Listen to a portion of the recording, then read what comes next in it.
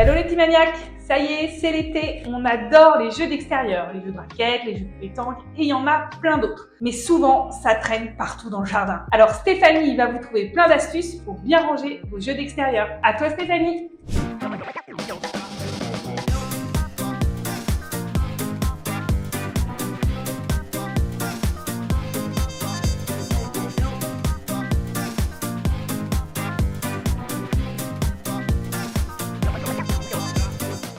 Bonjour à tous et merci Pauline. Quand il fait beau, on a envie de passer du temps dehors avec ses amis et ses enfants.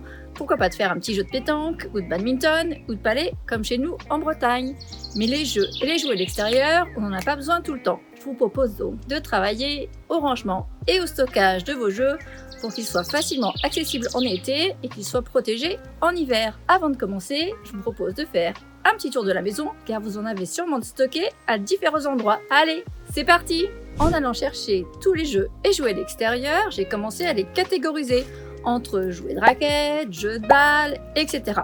Vous verrez qu'il y en a différentes formes et différentes tailles. Et maintenant, on va pouvoir les trier avec ce que vous allez garder, ce qui est à donner parce que vos enfants ont grandi et qu'ils en ont plus besoin, ou ce qui est abîmé et que vous allez jeter. Allez, on s'y met! Avant de commencer à ranger, on peut aussi vérifier que tout est complet et donner un petit coup de chiffon, ça fait jamais de mal.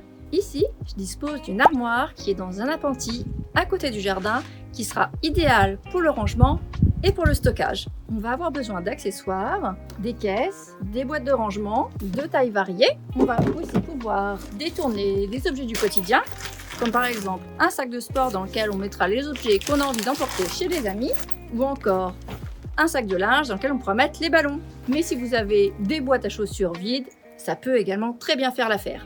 Allez, maintenant on range!